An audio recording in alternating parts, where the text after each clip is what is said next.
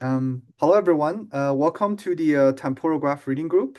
Today, we are glad to host Andrea Ceni from University of Pisa, and he received his PhD in computer science from the University of Exeter, UK, in 2021, and he worked as a postdoc research associate at CEMPS.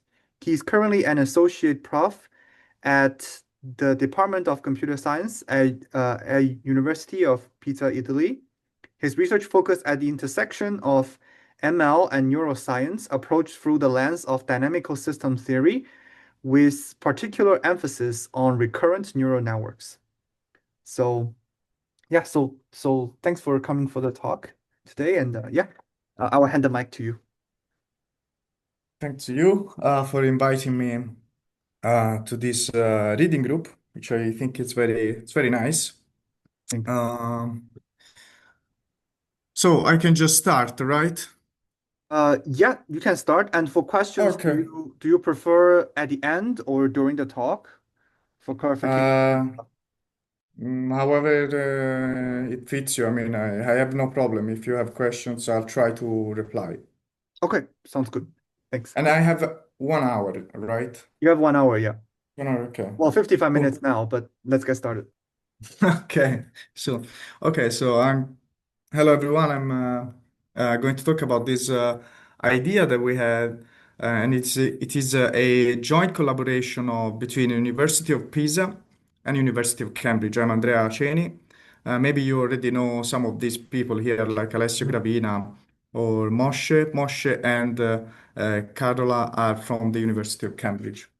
So let's go straight into it. Okay, presentation was really brilliant from Andy. So I'm associate professor now at University of Pisa. My research interests are mainly many things, but if I have to choose three, recurrent neural networks, dynamical systems, and now graph neural networks. Very recently, actually. So, since my passion is recurrent neural network, I would like to start this talk. I'm taking like a long trajectory, passing by RNNs. I hope you don't find it boring. From RNN to graph-aware RNN to bring some recurrent computation on graph structures. We already all know how a recurrent neural network works. Um, we've got a hidden state h at time t, and we compute the next state at each time step by looking at the previous hidden state at times t minus 1, and we also integrate this with the current input. We have these trainable parameters here, the input weight matrix and the recurrent weight matrix, and we sum these two contributors and the current information, and we nonlinear integrate this information with this with a nonlinearity, tan h, relu, whatever you want. So this is the equation of a vanilla recurrent neural network, what you see here. But what is the smallest edit to account for the graph structure? And I believe, and this is, I call this graph aware RNN, but I don't, I know it's not, standard, you know, uh, labeling. I'm just stressing this point that we can go from an RNN to something that accounts for the structure of the graph. And how can we do that? Well, simply, for example, the simplest thing is probably to replace this with a graph convolution operation, basically. How it works? Well, basically, we introduce the structure via the a graph shift operator, or I mean the adjacency matrix, which is A here. I don't know if you can see my cursor, um, and it Yeah, we can. okay, Yeah. fantastic. And there is just a slight, change in the notation, which recurrent neural networks usually have like column vectors for the states and the input. And in this graph-aware formulation, let's say, of recurrent neural networks, we have like row-wise vectors, which represent, let's say, the hidden states of each node. And yeah, and that's basically it. We have shared weights across nodes in this particular formulation here, like a standard recurrent neural networks, and these are shared across all the nodes.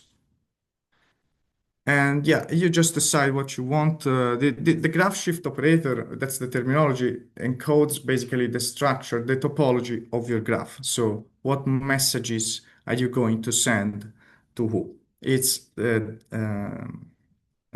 decided, is ruled by this graph shift operator. And that's it, that's the smallest edit to account the graph structure. So the link is very strong between recurrent neural network and recurrent computation on graphs. And there are some graph challenges, and you know better than me what are these challenges. Here I'm just pinning three of them. Vanishing gradients, which we inherit from standard recurrent neural networks. There is also oversquashing, which is more severe, passing from RNN to graph neural networks, because in RNN we can visualize the computation like happening on a chain, like in a trivial chain structure, the temporal structure. While in a graph, we also have a spatial structure, so it is more complicated. So the oversquashing is more severe because we squash information from many nodes. I will, talk a bit more about this later. And there is oversmoothing, which is inherited from message passing, basically. So vanishing exploding gradients, it's linked with the learning long range dependencies in. And if you look, for example, at this graph here, I have these two nodes in red. And if you want to send information from this red node to this one, you will basically need 12 message passing layers. Okay, so you will have to send the information, and this must pass through 12 layers. And if you backpropagate the gradients across 12 layers, it might be enough to have to observe problems in terms of vanishing or exploding. But in real world, graphs and other scenario, you can find like you need actually to propagate the information way more than just 12 layers. This is just an example. The point is that since there is basically a neural network, you can think about the equation of before. There was this shared weights W, and this recurrent computation across many layers can give you this problem of vanishing or exploding gradients. Oversmoothing instead is not present in recurrent neural networks. It just reflects this diffusion process of message passing. After many iterations, so the embeddings of the nodes, which are different colors here, will converge to the same average value. Exactly like a smoothie, right? When you don't know a specific location of the smoothie, all the locations will have the same color, so you don't know exactly what was, the strawberry or the blackberry. And just let me say that it's not, oversmoothing is a problem and a feature, right? So it's not always bad. It depends on whether the task requires this local discrimination or maybe a global aggregation. So it's not an intrinsic flow, it's just a natural property of message passing in graphs. Regarding oversquashing, instead, the point is that in graphs, for example, like this one, if you unfold the computational um, tree of how the message are passed through nodes, you will see if you focus on, for example, on the red nodes here, and you see the neighbors, and yeah, then you get the messages from all the neighbors of the red node. And then you look at the neighbors of the neighbors, and you unfold this tree structure, and it is evident here that if you unfold long enough, you will have to the information flowing to the red node grows exponentially. And this cause what is called oversquashing, because you have actually at the end just a finite size vector to encode, to embed the information of linked to the red node. And it has been proved in the literature that bottleneck topologies amplify this oversquashing behavior. So that was just a very general view of what are the challenges and how to link a recurrent neural network with recurrent computation on graphs. But what is our work about is to apply this kind of model state space modeling to the graph world. So I believe, I don't know if you are all familiar with this state space models. If not, I will give you like a brief introduction of what they are and why I believe this is a breakthrough in time series modeling. I think maybe Uh, yeah, maybe a brief walkthrough. Yeah. yeah, I'll do that. Okay. Amazing. So the point is, for example, in recurrent neural networks, there are those problems. Maybe there is no over smoothing, but there is uh, the problem of vanishing and exploding gradient issue. And also in recurrent neural networks, you want to learn long-range dependencies, right? Because if you have to deal with time series where the information which is relevant for your task is spread like in windows, in time windows of, I don't know, thousands of time steps, then you want to keep some kind of information in your recurrent network. You don't want to fade your memory quickly. You want uh, to build some sort of structured memory, encoding also the information of fire in the past, right? So this learning long-range dependence is actually a big problem in recurrent neural networks. And attention comes to the rescue because attention mechanism can actually can help you with these kind of problems. But the point is that self-attention in particular is, I believe, brute force learning. So, and it doesn't scale very well. In fact, if you apply attention to time series modeling, you will have to compute an attention matrix on the dimension of the sequence length of your time series. And this might not be a problem for, short or medium-sized time series, but if you think about like audio data, like few seconds of recording might, represent a time series of almost a million of time steps. And this is going to be really impossible, to process with an attention layer. But there are other tasks, like for example, the human genome, which are, billions of time steps. So there are simply tasks where attention, it's not the best option. And in general, I believe personally that since it is brute force learning, it's not elegant. I personally prefer recurrent computation. Okay. And so in trying to deal with this quadratic, scaling problem of attention, a lot of people try to, propose transformers architectures and attention mechanisms that could deal with this quadratic problem, trying to bring it to a sort of in linear computational time, in linear scaling with regard to the length of the time series. Okay. And here you can see a few options, a few proposals from the literature, but this is just a few of them. There are really a plethora of models, of transformer models that try to address this quadratic cost problem. And they also propose this long-range arena benchmark, which consists of these six tasks where to test actually transformers in longer time series. And all of them were basically not performing that well. And then there has been this breakthrough of what is called that was the first modern state space models, let's say, the S4 model, which you can find in this paper, by the way.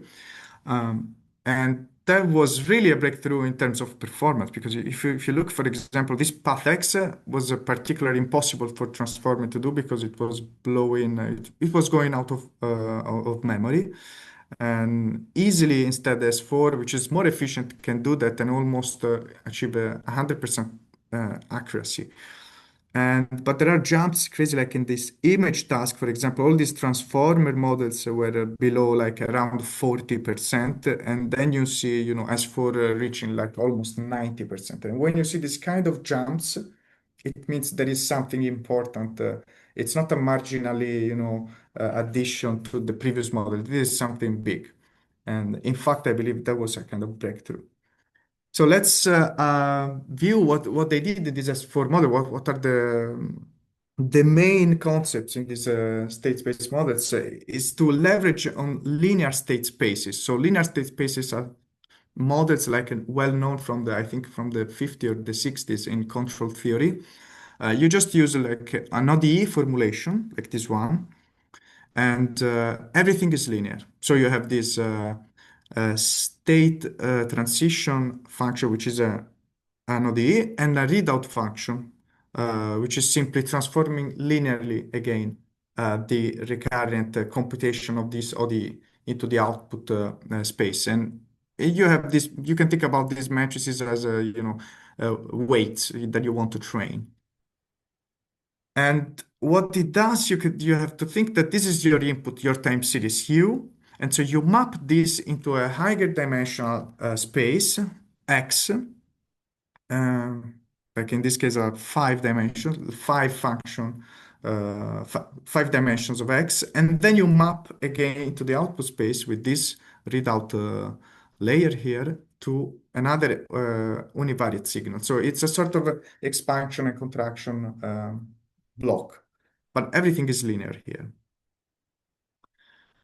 And as you can see, this is a continuous time formulation, but in software, at the end, you will need to implement in discrete time. So you choose your favorite discretization method. In the beginning, they use like the bilinear method, but you use nowadays they use the zero order hold method, whatever. You choose your discretization method and you get something like that. Here I'm neglecting the D part, so the connection from the input directly to the output.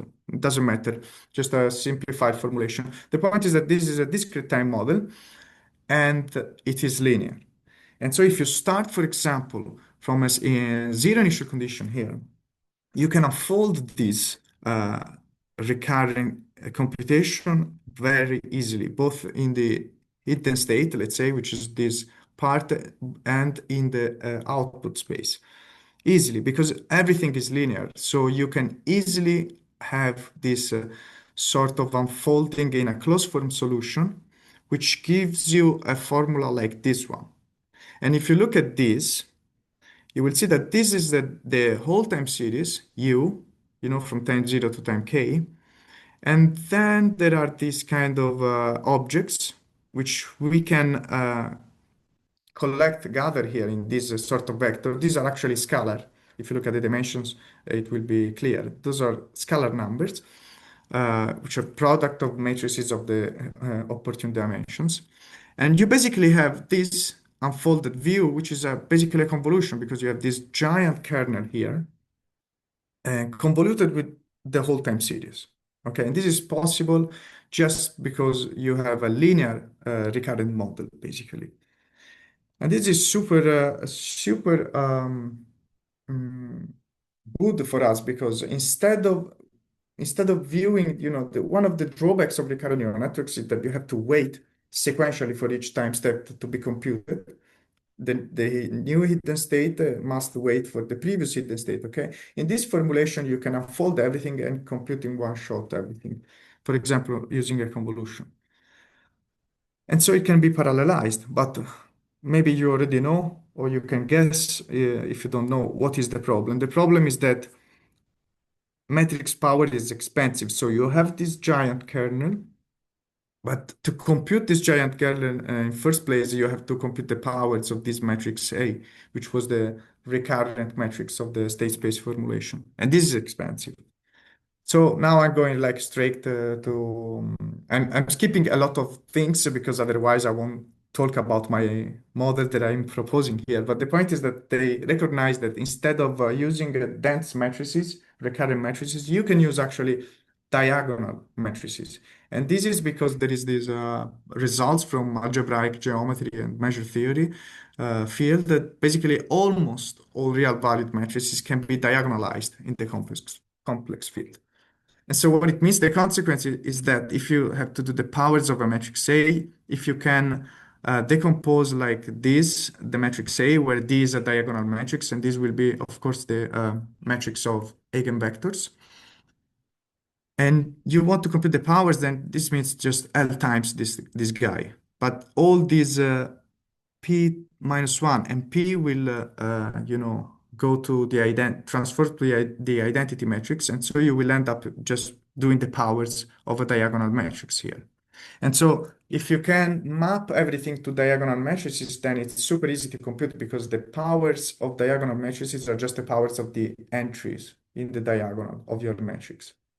And so this was one of the tricks that allows, for further efficiency for these state space models.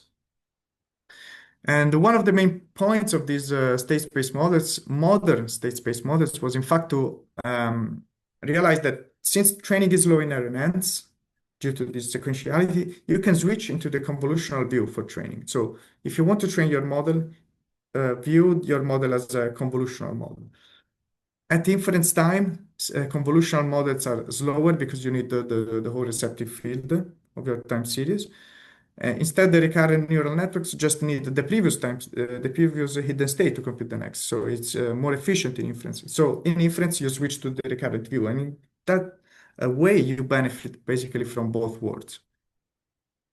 And then there has been a flurry of state space-like models, like S4, the diagonal state space, S5, I don't know if you know them, just listing few of them, the linear recurrent unit, XLSTM, which is the new version that Ockreiter advertised a lot, of course Mamba, and many others. But all of these shared, sort of the sort of same recipe that I want to distill here for you, and that's actually the recipe that we use for our models. And what's this recipe? All of these models basically use the same stack of fast linear layers. So this is one of fundamental things. You have linear sequence model layers, like in blue here, and you stack many of them. Then, if the XOR problem taught us something, we need some nonlinearities in our model to enhance the nonlinear the expressivity of the models. And so you interleave these linear sequence model layers with parameterized nonlinearities. For example, MLPs. And then, if deep learning taught us something, we have to, if we want to go very deep, we have to leverage on residual connections and normalization. So that's basically the distillation of all these models. All of them use in a form or another these basic ingredients, okay?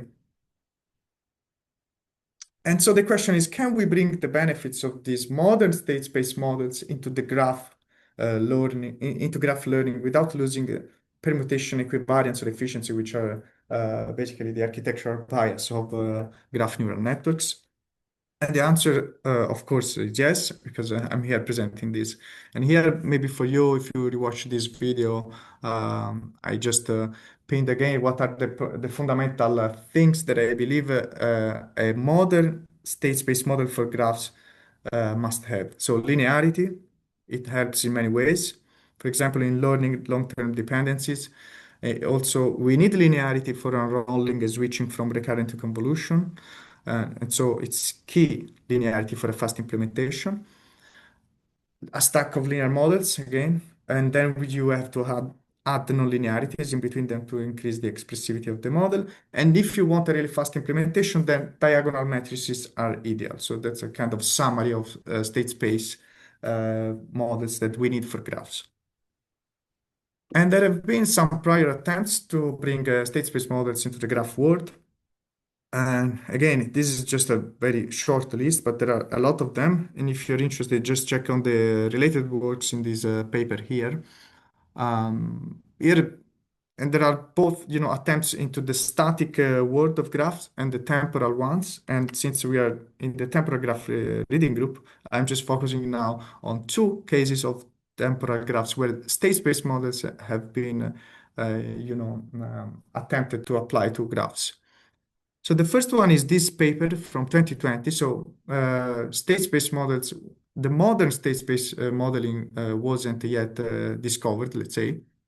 Yet, in this paper, in this nice paper, they use a sort of state space modeling formulation because we see this sort of recurrent formulation, like a nonlinear state space formulation where we have the hidden dynamics and the readout output dynamics, okay?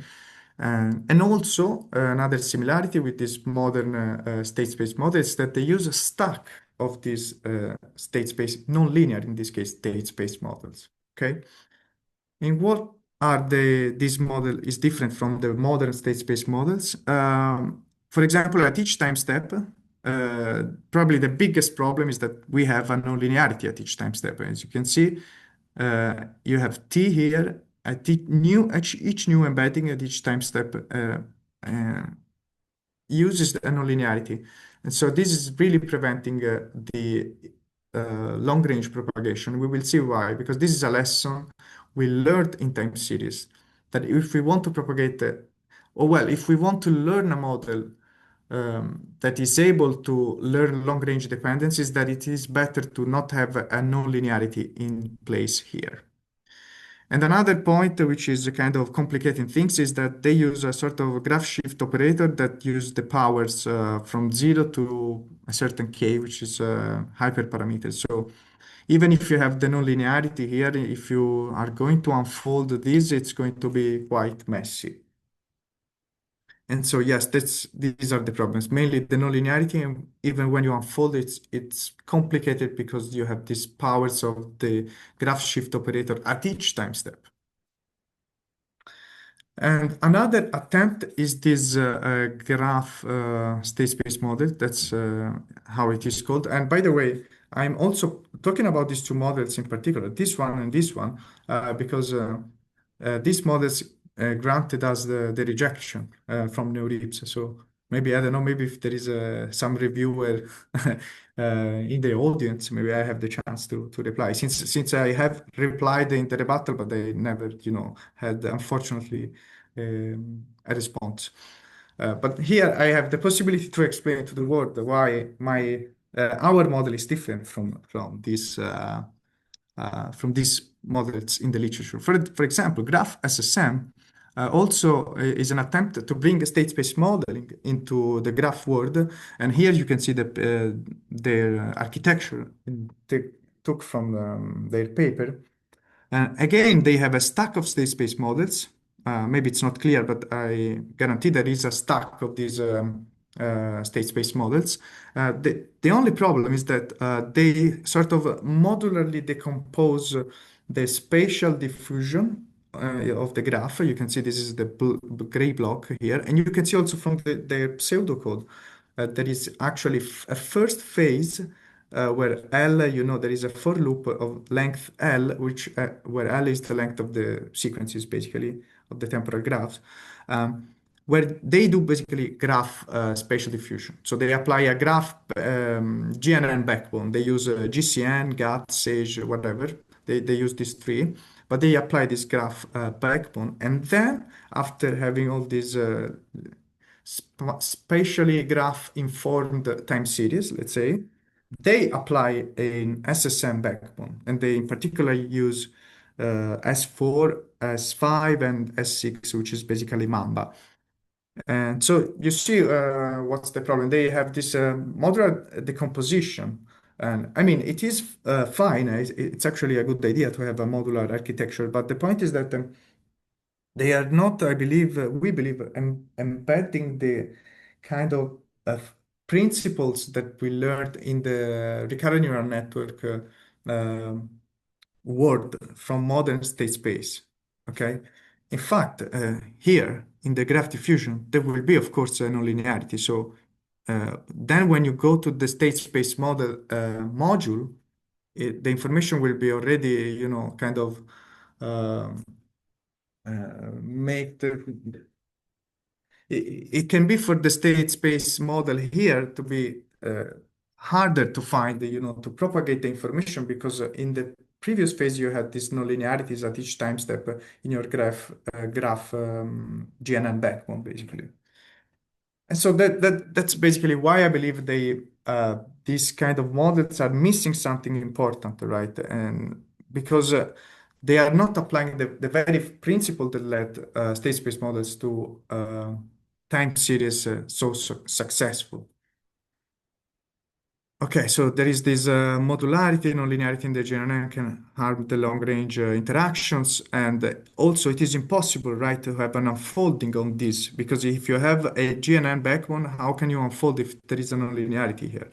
Of course, you can unfold this part of the state space, but what about the GNN. So you cannot unfold like a block of your architecture.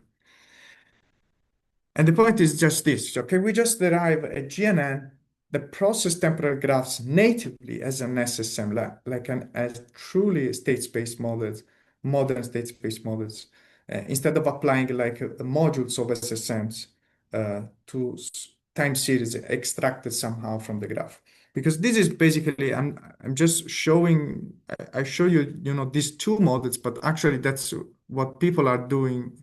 People do in the literature when they want to apply SSMs to graphs.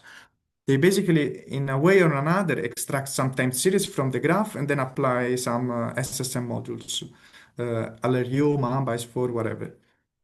But we seek for a truly integrated mechanism of this modern SSM computation into the graph learning realm. And our first attempt actually was another model called that we called GRAMMA, Graph Adaptive Autoregressive Moving Average Models, which has been published at ICML this year. I don't know, maybe you're interested in this kind of architecture, so you can call Moshe to have another talk on this. I'm not covering, you know, the details of this paper. Just want to say that our first attempt was this, and we used like similarly linear state space models, but in another form using ARMA models. ARMA, as you may know, it's a linear model, recurrent model, and we combine this ARMA with the GNN backbone. Maybe it's not super clear from the figure, but I can ensure there is a GNN backbone that we can choose, and this ARMA sliding window. And we built similarly, you know, a stack of blocks of these gamma blocks, interleaved them with nonlinearities, and that's where basically the recite that I talked to you before, right? Um, but still, and this is a super powerful model.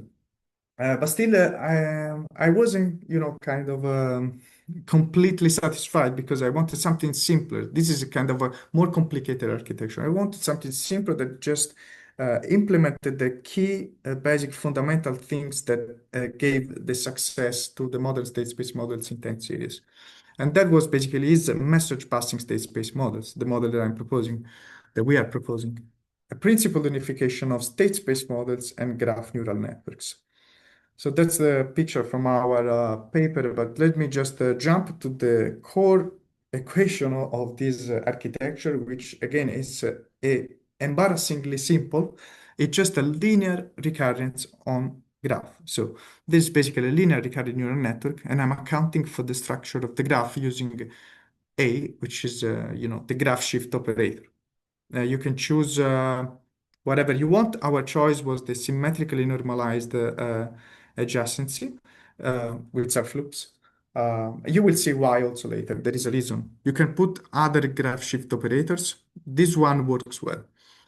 And of course, you have learnable weights here, WMB, and these frameworks easily extends. I mean, natively is suited for temporal, you know, scenarios like this. If you have a sort of temporal graph and you inject at each time step these features, and then you recurrently compute your embeddings. But you can also apply the same architecture to in a static case where you just have one graph and you simply iterated, you know, the graph. You present the same static graph to your model at each time step. So it's like a trivial way to build, you know, a sequence from basically just one time step. Okay, and that's, I believe, is the easier solution to have spatial and temporal processing integrated into the same equation. So we are not using like modular decomposition of spatial with a GNN backbone and then some temporal processing using some backbone from SSMs. We are just integrating everything, like the first principles of SSMs into a single equation, which is super simple. And then after you have this linear recurrence, as you can see, you get an input to this U and you get an output from here X. And so we use the shared MLP to get some nonlinear power to this model. A simple multi-layer perceptron shared among all the time steps, okay? This again to improve efficiency. Um, and the MLP is very simple. It's just two dense layers with a ReLU in between them. That's it. And this is kind of the description of the MPSSM block. And this is kind of mirror schematic, representation of what has in common with the linear state space formulation, where S4 started from. Of course, we are in discrete time, but apart from that, you see we have a linear equation. Of course, we account for the structure of the graph here. So here, A is actually a matrix of learnable weights. So here instead is the graph shift operator, sorry. But B is like the same weights, and W also is the recurrent weights.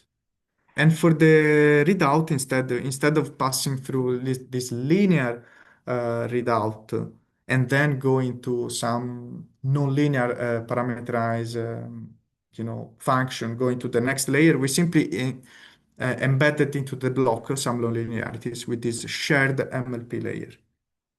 And that's it. So extremely simple. And then we just stack many of these MPSSM block, to build this hierarchy of representations. Each block has the same form as this one. Each block takes in input, a sequence, a temporal graph, say, and it outputs a sequence of graph structure data, like the embeddings of your nodes. And so you can use these new embeddings for the next layer, and so on and so forth, until you get to the last one. Something to understand maybe is this receptive field of MPSSM, which is very easy to compute. For example, if you have S blocks and you have a K as the temporal length of your block, as you can see, this recurrent computation happens recurrently for K time steps, which is a hyperparameter of your model. So if you have K as the temporal length of your block, then S blocks, then it means that the last embedding at the last layer will encode information aggregated up to S times K hops away. Okay? Mm. And of course, you can, with this framework, MPSSM, generalize simple message passing neural networks. And that's very easy to see with these assumptions. For example, let's assume that we are in the static case, so we have just one graph, U1, repeated at each time step.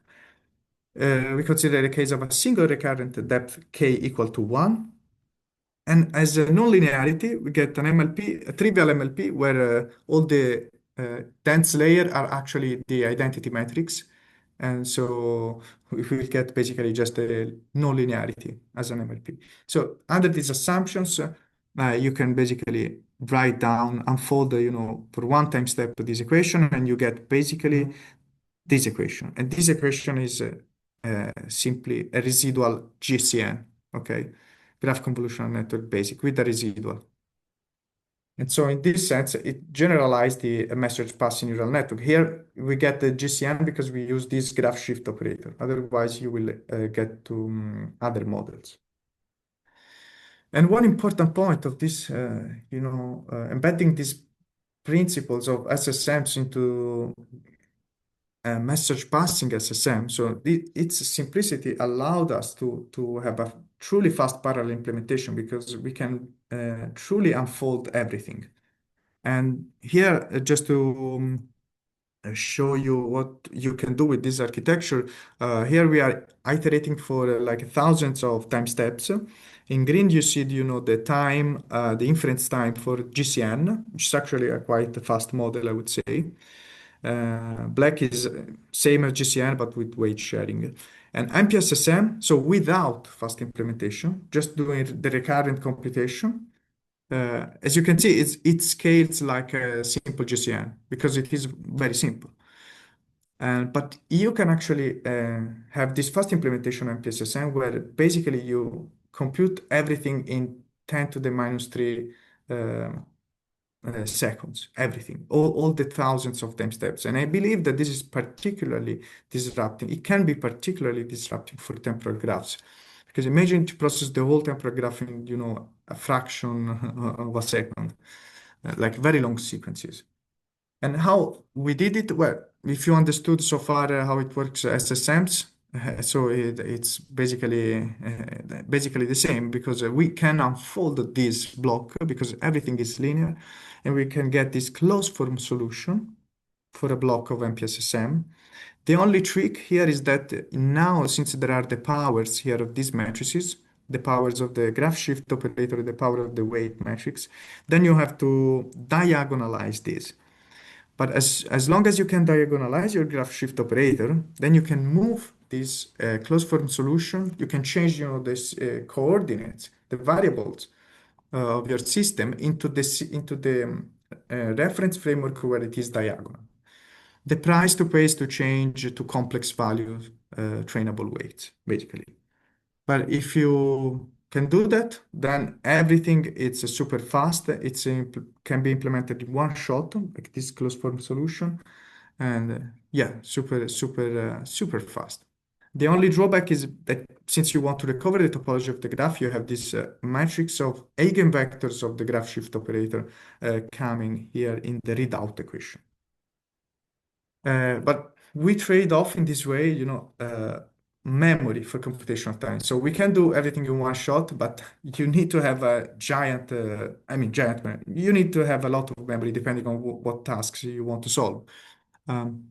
Now, you don't have to understand this pseudocode just here, but just follow me this argument. The point is that this XB, which is a line 9, and other few tensor in this implementation must fit in the GPU, but this kind of tensor have a huge dimensions because there is the length of the sequence, which is one dimension. Then there is the size of the graph, and then the dimensionality of your weights, basically. Okay, and this whole thing must fit into the GPU. So this might be a problem. It depends on the task you want to solve. I am not working at NVIDIA, so we have like standard GPUs, and as a matter of fact, we didn't use ever our fast implementation. Also because it's extremely fast, even in the recurrent formulation, so we actually didn't need that.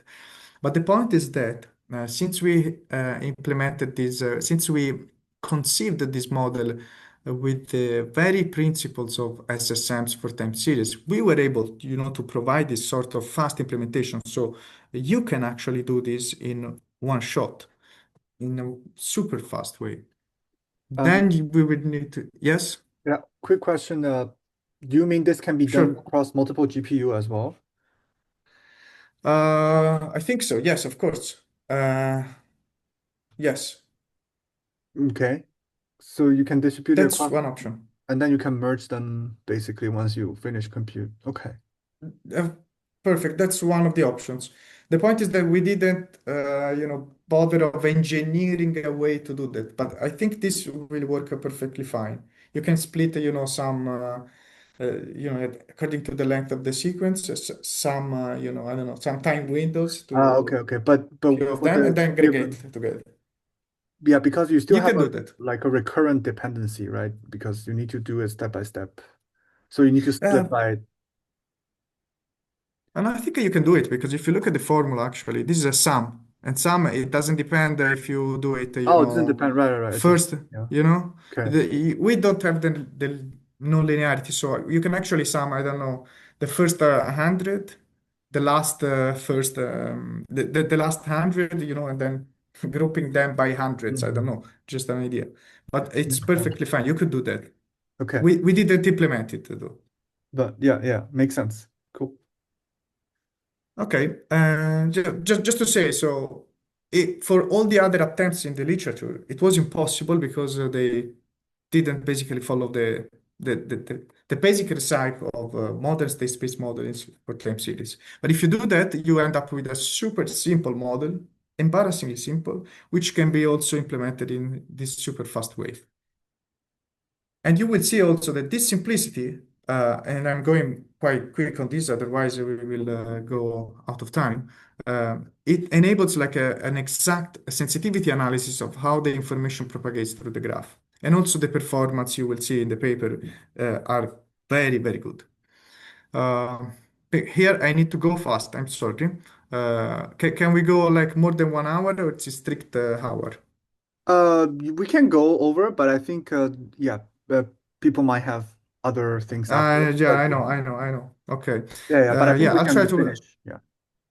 I'll try to be quick. Okay, so the point is that we want to have a tool to investigate how the information propagation evolves. And this has been taken from the literature. It is called the sensitivity. The sensitivity is basically the Jacobian of your model. So you basically say, okay, I have node I and node J at different times. Let's say you look at node I at time t and node J at time s, and I want to evaluate, measure how it is sensitive, what is a time s and node j, how it affects, a time t after many time steps, maybe the node I. Okay, and how to do that? One way is to compute this Jacobian, right? And you compute the spectral norm, for example. This we use the spectral norm. You can use other nodes, but the point is that you have to look at the Jacobian here.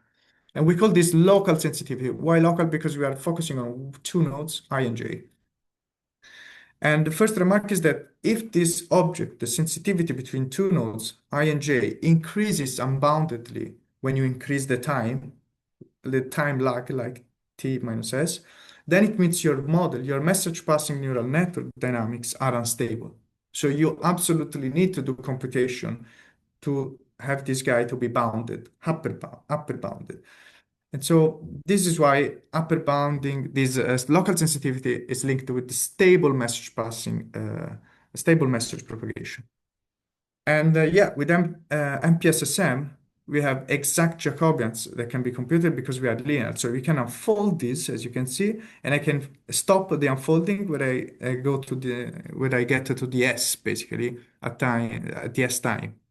And then since this is the only term involving excess, I can compute easily this Jacobian and it has this form. You can see there is a scalar component here which encodes like the structure of the graph because this is a graph shift operator. And here there are the powers of the matrix, the recurrent weights. So on the weights of the model, we can work on smart parameterization. This part instead is the structure of the graph. This is tough. Unless you want to change somehow the topology of the graph, it's going to be tricky.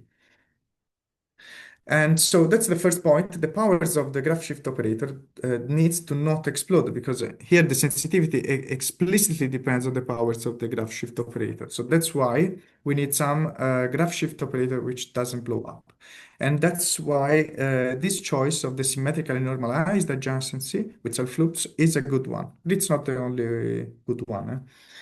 If you use this particular choice, you can see that all the eigenvalues of this GSO are real because you're symmetric. So the spectral theorem tells you that your all eigenvalues are real, and they are also within the real interval -1, 1. And the fact that it is enclosed in this interval, it means that if you do the powers, you will be, and you take the spectral norm of this, you will be always less or equal than 1. And this means stability in our framework. Also, if you choose the particular graph shift operator that we used here, you can compute exactly in the long term a very good approximation of what it looks like, this local sensitivity. And this is basically the formula where if you choose these two nodes, basically the I and dj are the degrees of these two nodes that you choose. And here you get the total nodes in the graph, and here the total number of edges in the graph. How can you get this formula? I mean, the proof is in the paper, but the idea is that you can spectrally decompose your graph shift operator like this.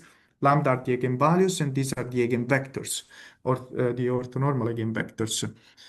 And since all of them are basically lying in the interval -1, 1, all of them will go to zero apart from the largest one. And so this thing in the long-term approximation will converge to the product of basically the largest, the eigenvector associated with the largest eigenvalue. And you can compute this, and this will give you this formula.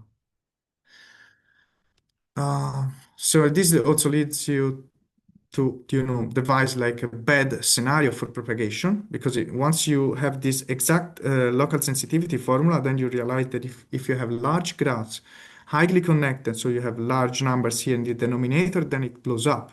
And if the denominator blows up, everything here shrinks to zero, and so the local sensitivity vanishes. But that's not the only, thing that you need. You also need the numerator to be small.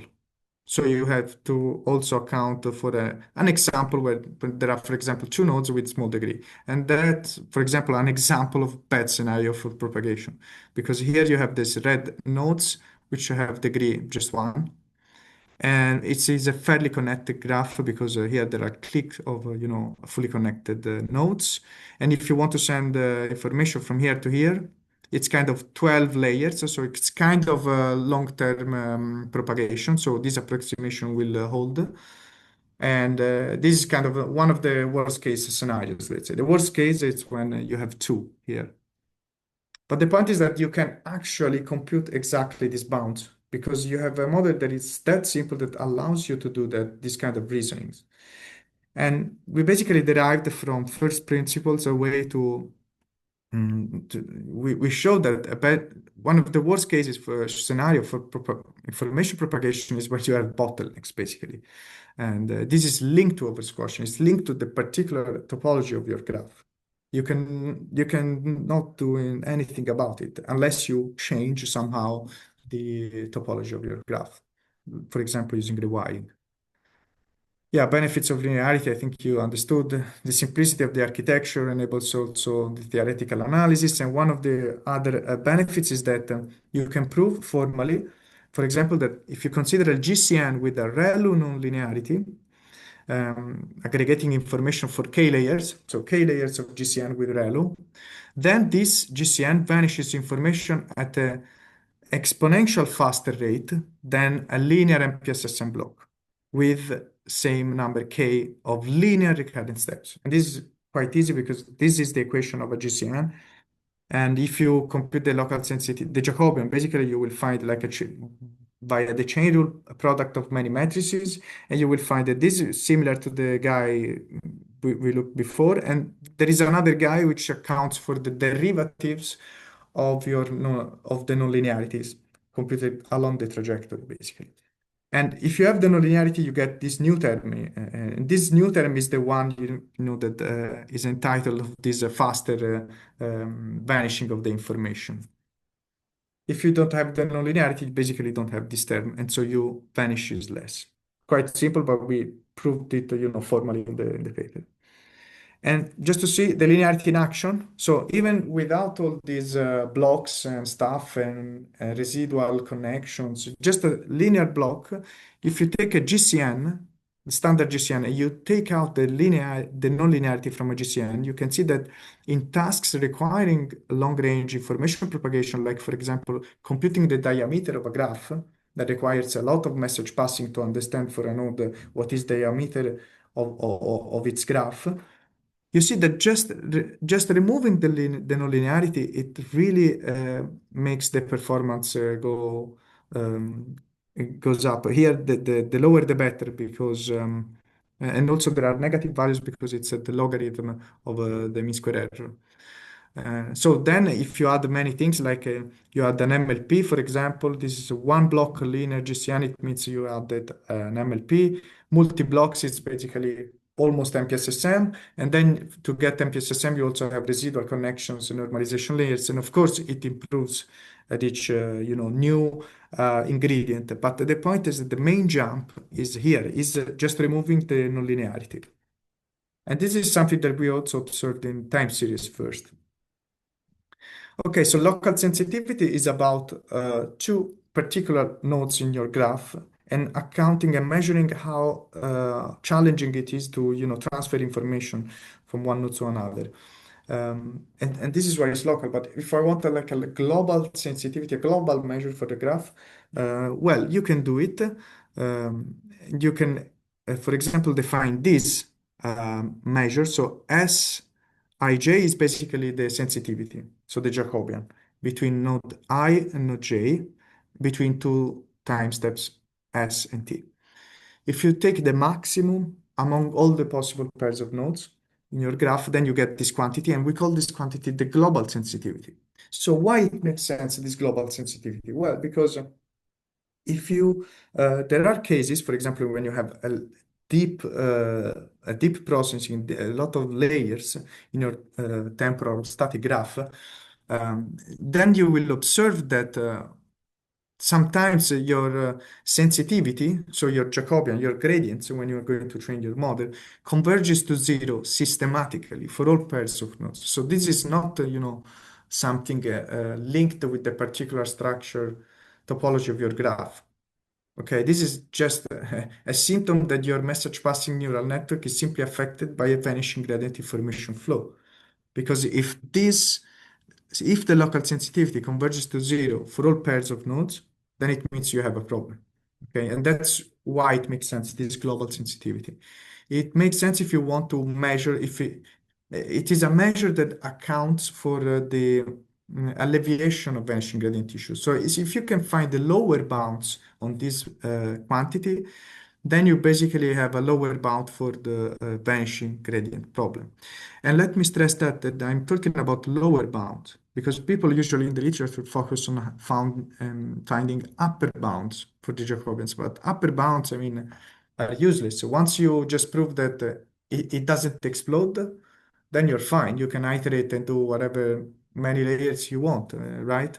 The problem is instead the other side. If it goes to zero, that's a problem because it's basically um, switching off the tap, right, of the information. So I think we should focus more on getting lower bounds for these quantities, not upper bounds. Okay, so the lower bound that we found for MPSSM on the global sensitivity is this one. Again, you will find the proof in the paper. This guy here is basically the spectral radius of your graph shift operator. For example, if you take as we did the GCN operator, basically this will be, and so when you do the power, it doesn't explode. And so you will be left with basically the number of nodes in your graph.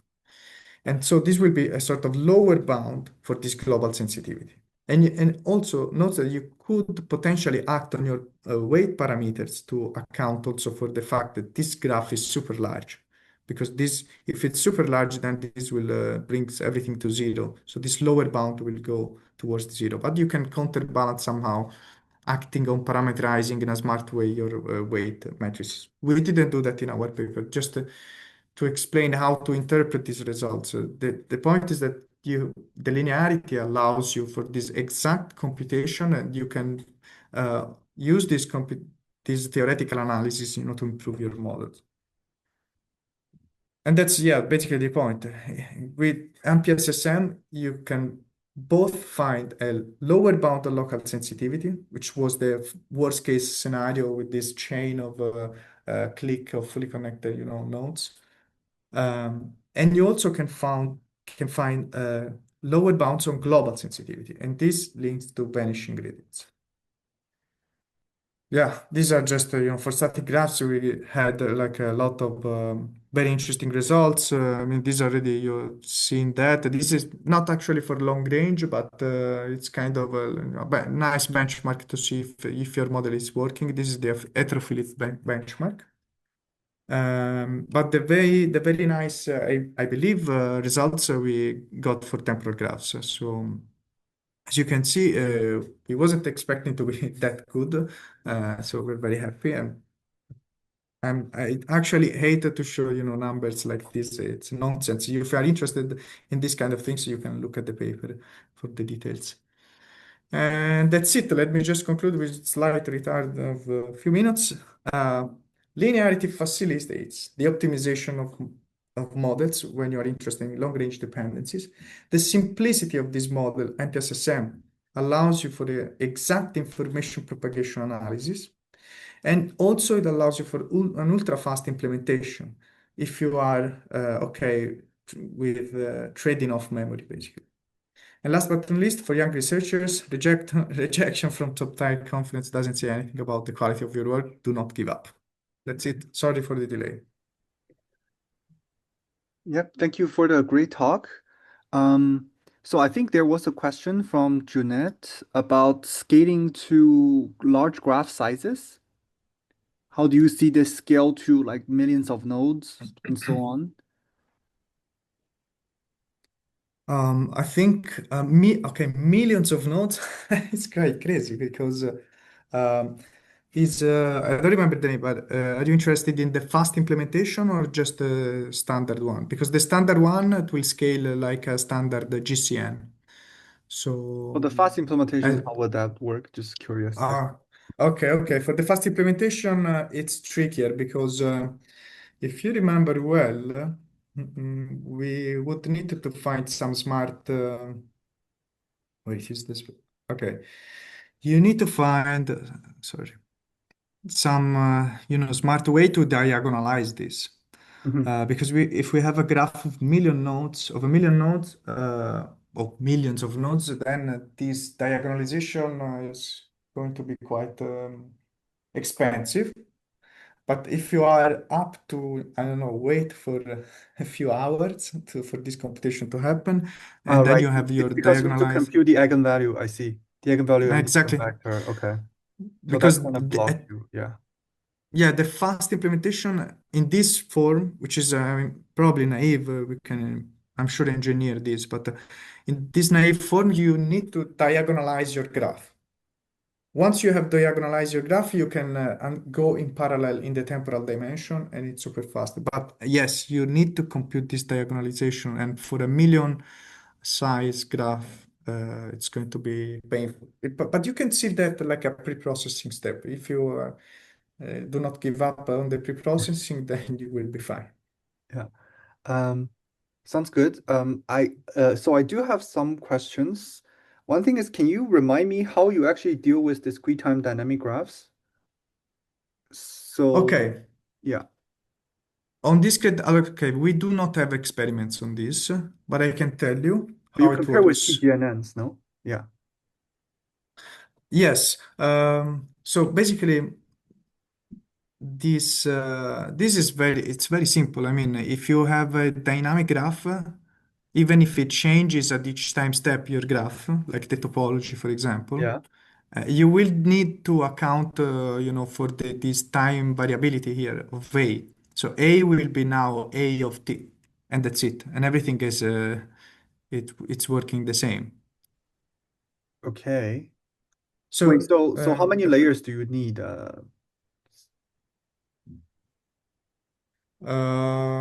for what? So let's say I have a temporal graph with okay, so the A here can change. Oh, you mean okay, so you use the same weights but on different adjacency matrices, right? Yes, Okay, okay. exactly, So it's a exactly. shear weight. Okay, okay, I see. The only, let's say, graph aware bit of the entire architecture, if you think about it, is just this A, is this graph shift operator.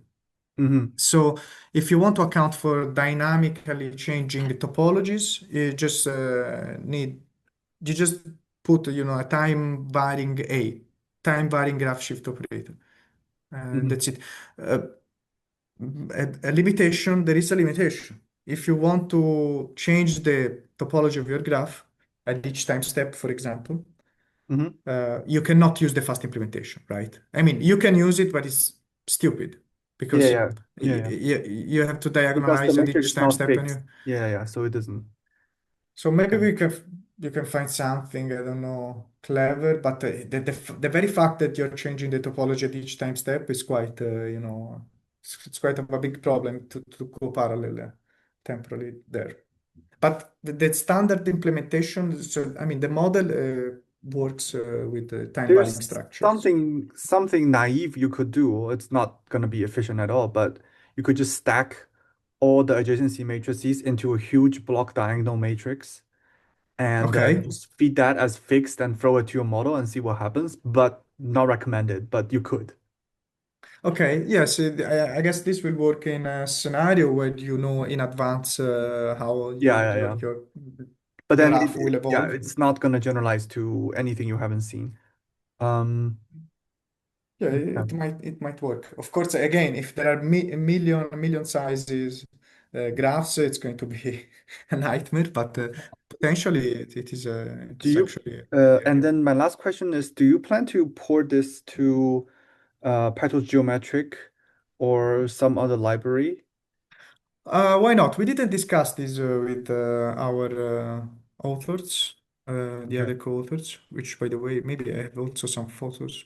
We didn't discuss. Oops. I would like to do that though. I think it's very good to gain visibility. Okay. So Uh, bless you, Mosh. yeah. And I also just want to mention like so I've actually tried running GCN on temporal graph. So last year we had a log paper on basically how to do that with GCN, and it works kind of well depending on how you pick the time granularity. So basically the GCN Mm. kind of like what you are talking about, the GCN sees different adjacency matrices, and then it kind of still learns a function that's reasonable, and then you can use it to predict the next, the next snapshot, something like that. And I think you can swap out your layer here as well. Like we have this in the TGM library as well. So I'm curious, like if this would boost performance even more because That's very nice. Do you mind to send us maybe a link by yeah, email? yeah, yeah, yeah. So I can send you the link. But yeah, I think That's I'll be curious because you just need to drop in the layer and you keep everything and you can run all the experiments we have basically. You that literally just sounds swap amazing. out the GCN layer here, like this example, um, something here, and then you can just try things out. And this works for continuous time. So actually, Amazing. GCN can, if you pick the correct time granularity, you pick correct way, you kind of group the edges into snapshot. GCN can get to not state of the art, but like 20% slower than state of the art temporal GNN, something like that.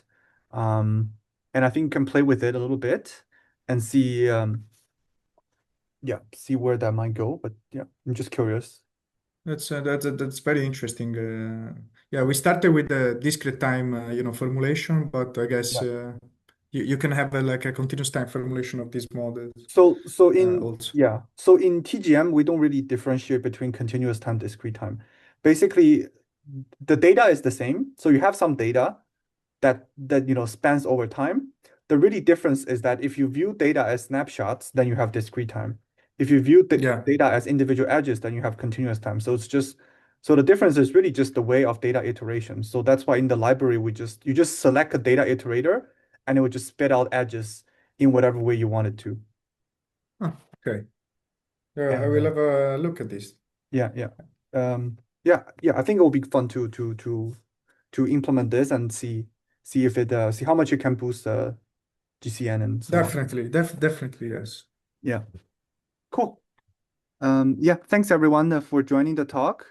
If there's no other questions, we can wrap up here and let's thank the speaker again for the great talk.